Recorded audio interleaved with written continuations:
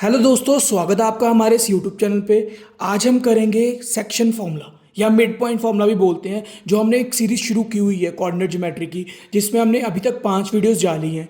तो बाकी वीडियोस अब हम सेक्शन फॉर्मूला के ऊपर करेंगे। और आपसे मैं माफ़ी चाहता हूँ कि आपको इतनी ज़्यादा वीडियोज़ देखनी पड़ रही हैं मेरे लिए, पर आपको मैं रियलिटी बता रहा हूँ कि अगर आपने ये वीडियोज़ देख ली तो आपका कोऑर्डिनेट ज्योमेट्री का चैप्टर सारा क्लियर हो जाएगा।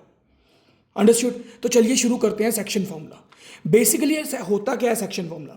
जैसे कि हमारे पास दो पॉइंट्स हैं, ठीक है जी, कोई कोऑर्डिनेट्स पॉइंट्स हैं जैसे ए एंड बी, और हमें बताया पूछा हुआ है कि कोई भी एक रैंडमली पॉइंट कोई सी ले लिया, लेट किया, कुछ भी सेंटर पे कोई पॉइंट है, तो उनको एक रेशो में हमें दिया हुआ है। जैसे लेट करो 2:1।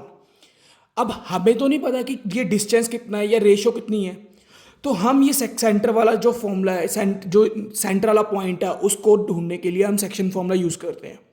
तो ये सेक्शन फॉर्मूला कहता होता क्या है? इसका बेसिकली फॉर्मूला होता है x is equal to m1 x2 plus m2 x1 upon m1 plus m2। ठीक है। और दोस्तों इसी तरह y के रिलेशन में हमारा फॉर्मूला होता है y is equal to m1 y2 plus m2 y1 upon m1 plus m2। यहां तक समझे आप? अब हम ये जानते हैं कि m1 y1 y2 m2 क्या होता क्या है। ठीक है। अब हम जो सेक्शन फॉर्मूला हम यूज़ करते हैं उसमें ना हमें एक रेशोज दी होती हैं। कोई भी रेशो दी होगी, 2:1, 2:3, 1:2, या कोई क्वेश्चन में जब रेशो नहीं थी तो हम लेट करते हैं k:1। ठीक है। तो इसमें हमें फर्स्ट वाला जो डिजिट होगा वो हमें डिनोट करेगा m1 को, जो ये 2:1 k है, और m2 की क्या डिनोट करेगा? पीछे वाले नंबर्स जो रेशो के पीछे दिया होता है। अंडरस्टूड यहाँ तक? अगर और हमें पता है कि x1 और x2 क्या होते हैं, जैसे ये पॉइंट्स हैं a एंड b, और यहाँ पर भी कोऑर्डिनेट्स होंगे। कोऑर्डिनेट्स हमें पता है x एंड y की फॉर्म में होते हैं, तो जो a के पॉइंट होगा उसको हम x1 लेट करेंगे, और a का ही y की फॉर्म को y1 एंड b की फॉर्म को x2 y2। ठीक है। और सेंटर वाले पॉइंट को जिसको हमने निकालना है तो उसको हम लेट करेंगे x and y, simple x and simple y। समझिए यहां तक?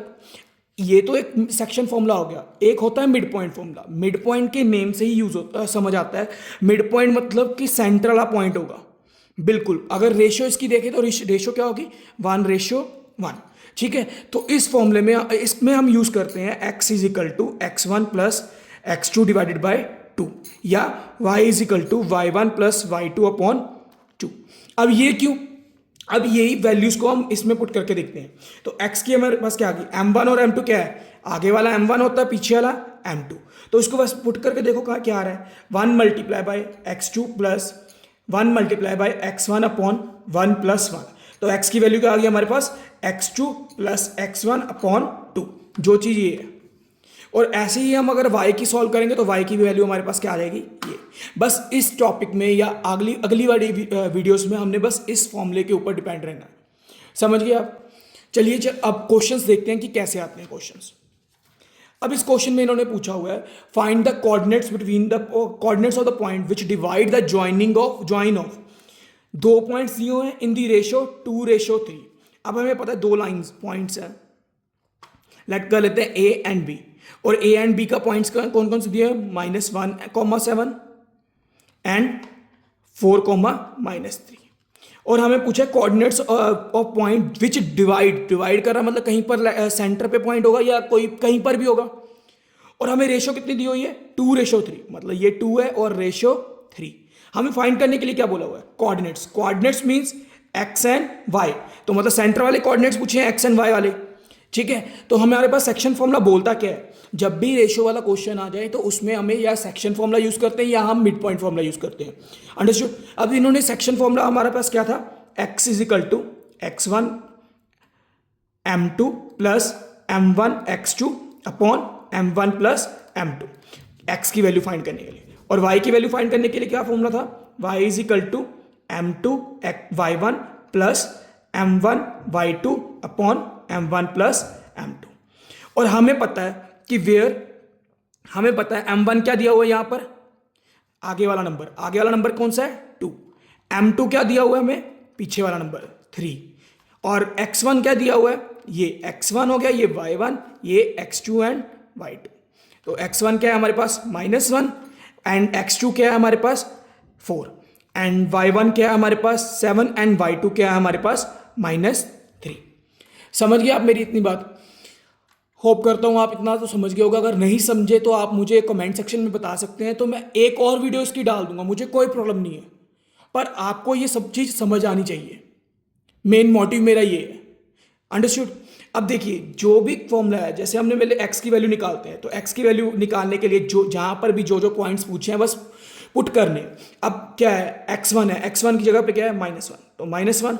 अब इन दोनों के बीच में हमारे पास कोई साइन नहीं है, साइन नहीं है तो इसका मतलब क्या होता है, मल्टीप्लाई m2 क्या दिया हुआ है 3, और आगे क्या है प्लस का साइन आ गया। m1 की जगह पे क्या है 2 मल्टीप्लाई बाय x2 की जगह पे क्या है 4।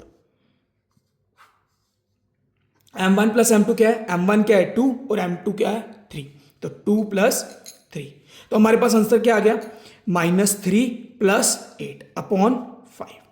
अब ये बताइए प्लस माइनस क्या होता है, हमें पता है ना, प्लस प्लस प्लस होता है, प्लस माइनस माइनस होता है, माइनस प्लस माइनस होता है, माइनस माइनस प्लस होता है। तो प्लस माइनस क्या होता है, माइनस प्लस क्या होता है माइनस।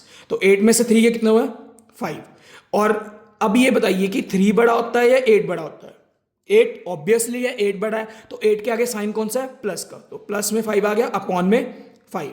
अब 5 के टेबल पे 5 की कटिंग हो रही है, 5 1 5, तो हमारे पास x की वैल्यू क्या आ गई है 1। इतना आप समझ गए मेरी बात? अब हमारे पास हमने क्या निकालना है, y2 की वैल्यू। x1 तो हमारे पास निकल गया, अब रह गया y2 नहीं y, थोड़ा सा प्रॉब्लम हो रही है भाई। तो y क्या हो गया m2 y1, m2 क्या है हमारे पास 3 और y1 क्या है 7, मतलब 3 × 7 प्लस m1 y2, m1 क्या है 2 और y2 क्या है -3, 2 × -3 अपॉन m1 + m2 मतलब 2 + 3, तो ये कितना आ गया 21 प्लस माइनस 2 3 6 अपॉन 5, तो ये कितना आ गया 21 में से 6 गए तो कितना आया 15 अपॉन 5। हमारा आंसर आया 5 1 5 5 3 15, मतलब y की वैल्यू कितनी आ गई 3। तो इन्होंने क्या पूछा है, कोऑर्डिनेट्स पूछे हैं। कोऑर्डिनेट्स किस में होते हैं, x और y की फॉर्म में। तो हमारे पास x कितना आया 1 और y कितना आया 3, तो ये हमारा आंसर है। समझे आप इतनी बात मेरी? चलिए अब नेक्स्ट क्वेश्चन पे मूव करते हैं। अब इस क्वेश्चन में इन्होंने पूछा हुआ कोऑर्डिनेट्स पता है, क्योंकि x एंड y की फॉर्म में पूछा है इन्होंने। Where of point A, where A B is the diameter of the circle. हमें पता है कि सर्कल तो ऐसा होता है और ये सेंटर होता है, और सेंटर से यहाँ रेडियस ये होता है रेडियस, ठीक है, और डायमीटर क्या होता है रेडियस का डबल, मतलब ये पूरी लाइन को पूछा हुआ है, ठीक है। अब इसी लाइन को मैं यहाँ पर डिनोट कर रहा हूँ, जैसे यहाँ पर ए था, ओ एंड बी लेट कर लेते हैं, तो ए ओ एंड बी। हमारे पास क्या बोला हुआ, A B is the diameter of the circle whose centre is, centre कितना दिया हुआ है 2, -3, मतलब 2, -3 यहां पर है, एंड बी इज 1, 4, बी कितना दिया हुआ है 1, 4। अब इन्होंने पूछा है सेंटर बोला है भाई, कहां पर ये रहा हुज सेंटर बोला, इसका मतलब कि जो रेशो होगी वो कितनी होगी बराबर की होगी, जितना यहां पर होगा उतना ही ये होगा। अगर नहीं समझ आया, सपोज करिए ए ओ बी रेडियस है हमारे पास, ए ओ बी रेडियस है और ओ बी भी रेडियस है, तो हमारी रेशो क्या होगी ए ओ ए रेशो ओ बी कितना हो गया आर रेशो आर, और आर रेशो आर क्या होता है 1:1, तो मतलब हमारी रेशो क्या होगी 1:1। और इससे हमें यह पता लगता है कि m1 और m2 क्या है 1:1। अब मैंने आपको मिड पॉइंट फॉर्मूला बताया था कि क्या था, अब मिड पॉइंट की ही आ गई ये, इसको मिड पॉइंट ही बोलेंगे कि सेंटर वाला पॉइंट है तो मिड पॉइंट ही हो गया। तो इसमें फॉर्मूला कौन सा यूज करेंगे, x = x1 + x2 अपॉन 2 और y = y1 + y2 अपॉन 2। समझ गए आप इतनी बात? अब जो पॉइंट जैसे जैसे दिए मैं लाइन पे सॉल्व कर रहा हूँ, तो ये क्या है हमारे पास 2, -3 और ये 1, 4, और हमें रेशो क्या दी हुई है 1:1। तो इसका रेशो का इस क्वेश्चन में अभी कोई मतलब नहीं है, क्योंकि हमारे पास सेंटर पॉइंट था, तो सेंटर पॉइंट का हमने फॉर्मूला ही सिंपल यूज कर लिया मिड पॉइंट वाला। अंडरस्टूड? अब देखिए हमें क्या पूछा हुआ इन्होंने, find the coordinates of point ए के कोऑर्डिनेट्स पूछे, मतलब x1 और y1 पूछे। बताया था ना ये x1 होता है, ये y1 होता है, ये x2 y2 और ये x, y बताया था ना। तो यहाँ पर वैल्यूज पुट कर लो, तो हमें एक्स की वैल्यू कितनी दी हुई है 2, जो ये होती है एक्स कॉमा वाई, और वाई की कितनी दी हुई है -3, ठीक है। और x2 की कितनी दी हुई है, ये रही x2 और ये y2, 1 एंड y2 कितना दिया हुआ है 4। हमने x1 और y1 निकालना है, तो इसमें पुट कर दो बस। x की जगह पे क्या आ गया 2, तो यहां पर 2 पुट कर दो। 2 इज इक्वल टू, बाकी सेम टू सेम उतार रहा हूं भाई, x1 निकालना था तो x1 को x1 ही रहने देते हैं, और x2 कितना दिया हुआ है 1, तो +1 अपॉन 2, इससे निकाल लो x1। अब बताइए, ये पूरी एक अलजेब्रिक इक्वेशन है, ये और नीचे वाला डिवाइड में है। डिवाइड इज इक्वल टू के बाद जाके क्या होता है मल्टीप्लाई। अगर आपको नहीं पता तो आप देखिए, अगर हम इज इक्वल टू लेते हैं और कोई भी नंबर को इज इक्वल टू की साइड पे लेके जाते हैं, तो हमने साइन देखना है। अगर प्लस है तो प्लस इज इक्वल टू के बाद जाके क्या हो जाएगा माइनस, माइनस है माइनस इज इक्वल टू के बाद जाके क्या हो जाएगा प्लस, मल्टीप्लाई है मल्टीप्लाई इज इक्वल टू के बाद जाके क्या हो जाएगा डिवाइड, एंड डिवाइड है तो इज इक्वल टू के बाद जाके क्या हो जाएगा मल्टीप्लाई। समझ गए। अब यहां पर डिवाइड है, डिवाइड उधर एक क्या हो जाएगा मल्टीप्लाई, तो हमारे पास क्या आ गया 2 × 2 इज इक्वल टू x1 + 1। अब 2 × 2 कितना हुआ 4, 4 इज इक्वल टू x1 + 1। अब +1 उधर एक क्या हो जाएगा +1 इज इक्वल टू के बाद जाके क्या होता है माइनस, तो क्या आ गया x1 इज इक्वल टू 4 - 1, कितना हो गया 3। समझ गए। अब वैसे ही y1 का y की वैल्यू पुट करनी है, y की वैल्यू पुट करो। y की जगह पे क्या है हमारे पास -3, और y1 निकालना हमने, प्लस y2 की जगह पे क्या है 4/2, डिवाइड उधर क्या होता है मल्टीप्लाई, तो हमारे पास क्या आ गया -3 × 2 इज इक्वल टू y1 + 4। अब 3 2 का कितना होता है 6, तो -6 इज इक्वल टू y1 + 4। अब +4 उधर क्या होगा, प्लस क्या होता है इज इक्वल टू के बाद जाके माइनस, तो -6 - 4 इज इक्वल टू y1, तो y1 कितना आ गया -10, क्योंकि माइनस माइनस क्या होता है हमारे पास प्लस। पीछे क्वेश्चन अभी सॉल्व करके दिखाया था ना आपको कि माइनस माइनस क्या होता है प्लस, तो 6 + 4 कितना हुआ 10, और बड़े वाला साइन कौन सा है माइनस का, तो माइनस लगा दिया, तो हमारे पास x1 भी आ गया और y1 भी आ गया। तो इन्होंने क्या पूछा था कोऑर्डिनेट्स किसके पूछे थे a पॉइंट के, तो a पॉइंट के कोऑर्डिनेट क्या आ गए हमारे पास, x1 की वैल्यू कितनी आई थी 3 और y1 की वैल्यू कितनी आई है -10, तो हमारा ये आंसर है। समझ गए आप बात। अगर भाई मैं दोबारा से बोल रहा हूँ नहीं समझ आएगा, मुझे दोबारा से कमेंट सेक्शन में बता देना, मैं आपको एक वीडियो और बना के दे दूंगा इसके ऊपर। पर आप कंफ्यूज मत होना, अगर आपको नहीं समझ आया मुझे बता देना प्लीज़, ठीक है।